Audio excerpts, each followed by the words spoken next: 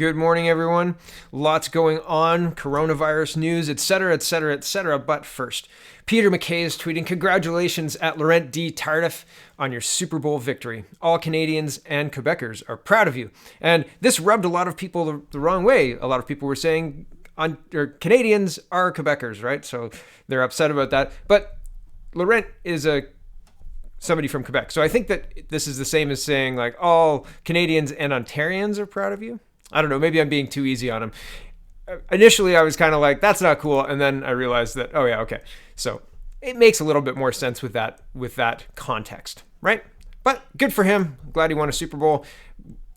I don't like most of Peter Mackay's tweets anyway, so I just thought it was weird. And I wanted to bring clarity to it because, I don't necessarily think it was about nationalism here. I think it was just about like congratulations from all of Canada and your home province, right? Okay, so yesterday there was the Ottawa Heritage Minister, Stephen Galibo. I think I've got that right. I don't know if I do. And he was saying that, media would need a license. And we're going to look at what kind of media they're talking about, what exactly media content means according to the report that he's citing in just a minute. But he's kind of walking it back, except that I don't think that he is. I think that what they're going to say is, oh yeah, we can have a free press that we define, and anything outside of that does these things is going to be illegal. We'll need a permit. You'll need a permit to create that unless you're yelling it on a street corner. That's what I think they're going for. And I'll show you why I think that right after we hear from the Heritage Minister himself. CPAC is tweeting, quote, "In Ottawa, Heritage Minister Stephen Galibo clarifies his position on Broadcasting and Telecom Review Panel's recommendations. Quote, let me be clear, our government has no intention to impose licensing requirement on news organizations, nor will we try to regulate news content." Oh, welcome back to the news, everyone. I am 100% news. Okay, here is Heritage Minister Galibo. That was issued last week by an independent panel contained 97 recommendations, including some on the broadcasting rules to adapt those rules to the new digital age. These are very complex issues, and our government will take time to study those recommendations before putting forward regulatory framework that will reflect Canadian values. So far as news organizations go, the report itself specifically recommends that they be exempted from the proposed spending and discoverability obligations that would apply to other media undertakings. Let me be clear. Our government has no intention to impose licensing requirements on news organizations, nor will we try to regulate news content. We are committed to a free and independent press, which is essential to our democracy. Our focus will be, and always has been, to ensure that Canadians have access to diversity of high quality and credible news sources. We will speak again when we have legislation to present. And there's been a lot of discussion he talks in the middle about discoverability, and that's a word. They're using their words very carefully, right? And so this is and I'm talking about that as if I don't know what the implications of that are, right? They're using their words, the government is using and choosing their words very carefully, and they're saying, in this context, news would be exempt, we're committed to a free press, right? Like, it's one thing to say those things, but the actions show something very different. They spent lots of money trying to shut down Rebel News and TNC Media, or like True North News. They've spent a lot of money trying to make sure that people like Andrew Lawton and Ezra Levant and Candace Malcolm can't cover public events, right? Can't talk about it. You're not allowed to have an opinion on that. And that is the direct opposite of a free press. Okay? So they're using their words very carefully to try and skate the legal slalom, I suppose, and make it okay for them to ban some journalists and give money to others, right? And I don't think it's right. I think it needs to be talked about a lot. This is Michael Geist. He's a well-known Canadian columnist specifically on technology and bad laws as they relate to technology. This is a tweet thread. I'm just going to read this one, and I'm going to read the attached image because I think it's important. He says, quote, "The government and S. Galibo is responding to repeated questions about media regulation in the House of Commons by arguing that there are no plans to license or regulate media organizations. The BTLR proposal goes much further, and the language has been chosen carefully. Here we go. This is the recommendation. Recommendation 51. We recommend that the scope of the Broadcasting Act extend beyond audio and audiovisual content to include alphanumeric news content made available to the public by means of telecommunications, collectively known as media content. We further recommend that the definition of program in the Act be modernized and replaced by the following. Media content means audio or audiovisual content or alphanumeric news content. That's like newspapers or online news, right? Audio or audiovisual content means sound or moving images or a combination of sound and moving images, interactive or not, that are intended to inform, enlighten, or entertain and are made available to the public by means of telecommunication. However, this definition does not include such transmission when made solely for performance or display in a physical public place or images that consist predominantly of alphanumeric text that are not accompanied by sound. Alphanumeric news content means news about current events that predominantly consisted of alphanumeric text that is made available to the public by means of telecommunication. So basically what they're saying here is if you talk about news or talk about current events in a way that is entertaining or enlightening or informing, then you're breaking the law. You can't do that here. We shouldn't have free expression about current events. That's dangerous, don't you know? I guess. We'll be in touch when there's legislation to discuss. I'm intrigued to see if this government lasts. I'm surprised to see this minister still in his position. Well, okay, not surprised. If this was a Harper heritage minister doing this, the press would be calling for him to be replaced. That is my prediction. Or a conservative or anybody who's not a Justin Trudeau liberal. They would be calling for him to be replaced. Instead, they're saying, oh, nothing to see here. Nothing to see here, citizen. We've seen that before, though, haven't we? Okay, moving on to the coronavirus. I found all of these articles very interesting that they're coming out now, right? Nothing to fear, everybody. Everything's fine. National Post is is reporting at 8 p.m. yesterday. It's February 3rd. Today's February 4th. New coronavirus may be no more dangerous than the flu, despite worldwide alarm. Experts. And I'm just going to leave the link in the description. I'm not going to go through it all here. We're going to look at the coronavirus up to day 25, compare it with SARS day 25, and just for our own knowledge, but I wanted to show you this kind of stuff first, and then we'll go back to the numbers for this, okay? So this is the Globe and Mail. It says, research supports Canada's decision to reject a coronavirus travel ban. And this one, I wanted to see what the research was. So I'm just going to read some highlights from this one. It says, research from past outbreaks has found that travel restrictions can delay but not stop the arrival and spread of a new pathogen. Travel bans can also have devastating effects on the economies of countries struggling to contain epidemics, which could make other governments think twice about immediately disclosing mysterious new outbreaks in the future.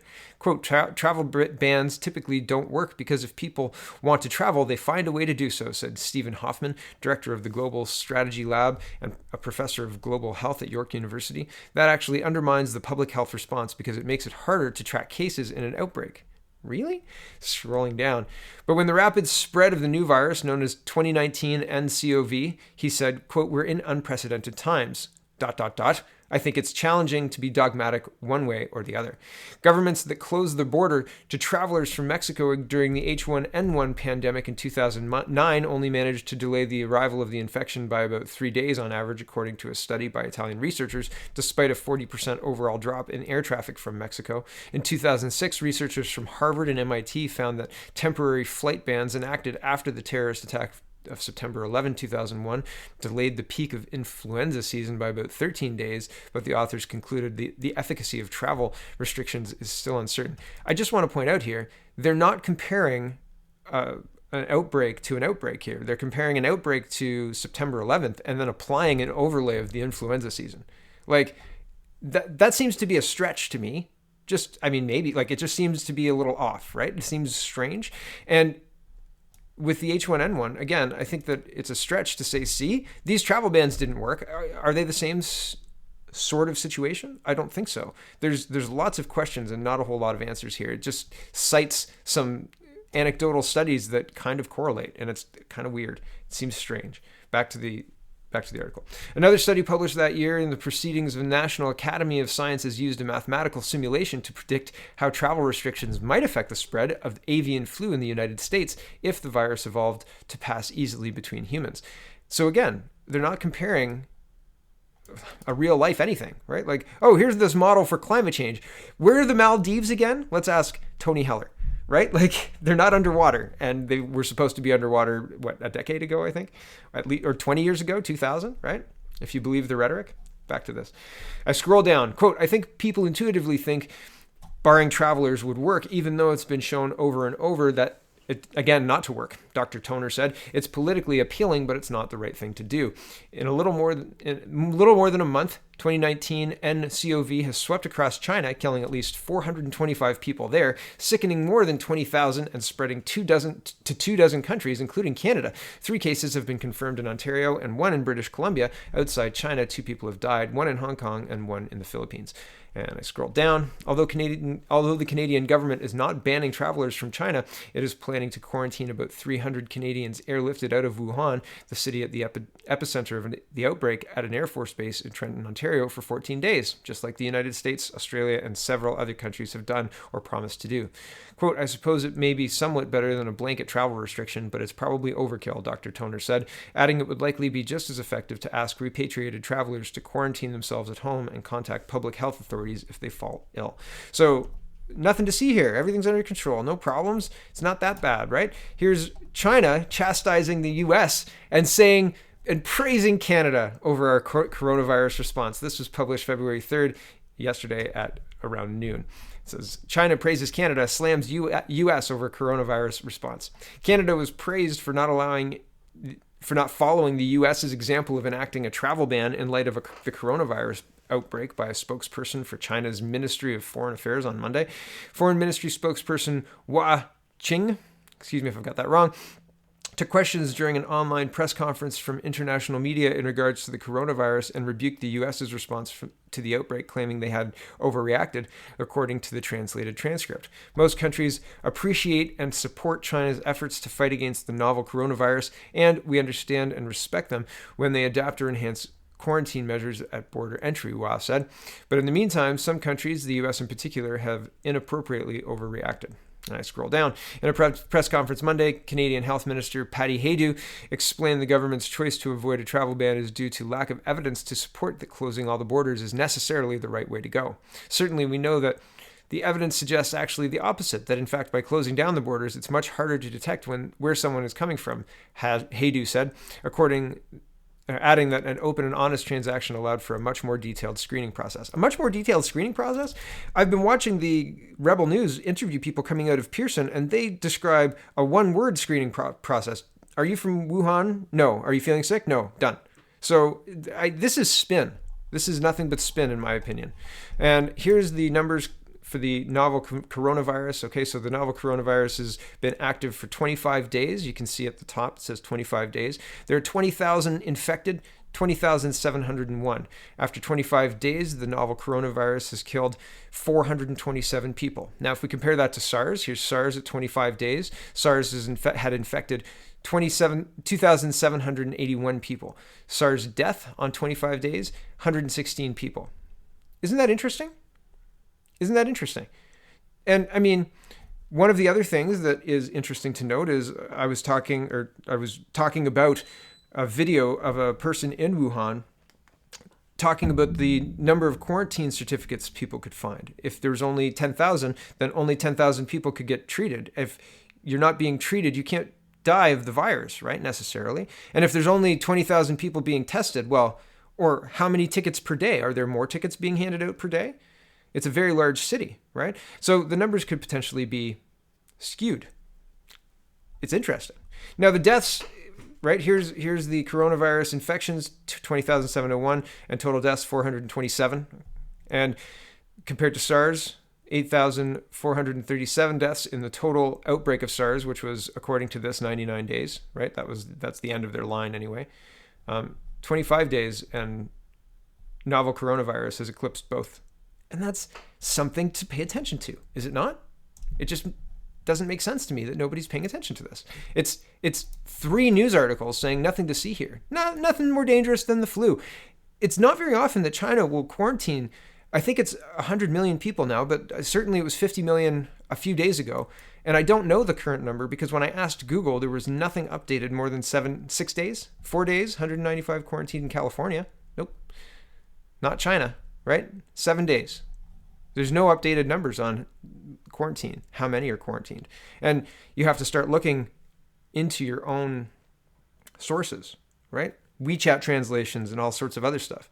And, well, that paints quite a different picture than just like the flu.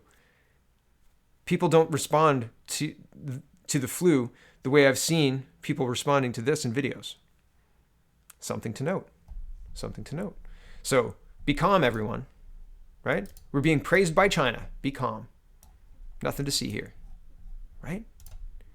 Last story this morning is, here's just a video talking about what it's like living in a severely unaffordable city in Canada, Canadian city. And this is national news, I believe, going through this. It tells a story of people who shouldn't be being evicted. It tells a story of people who can't find anywhere to live because the prices are too high. It tells a story of complete rampant mismanagement from the federal and provincial governments systemically. They're not trying to help Canadians like this guy. And that's sad. Because they are trying to help everyone else around the world. They're sending billions of dollars outside of Canada, bringing lots of people here. And what that does is it creates competition for rental units. And competition for rental units drives up the prices. And driving up the prices makes situations where people like this guy can't afford their house. It's rampant mismanagement. It's not a surprise this is happening. It's unfortunate. Go watch this video. 5 minutes of well-spent time. Thanks for watching, everybody. Concerning stuff happening. Check out CanadaPoly.com. Check out CanadaReport.co for your news sources until they ban it. And have a wonderful, wonderful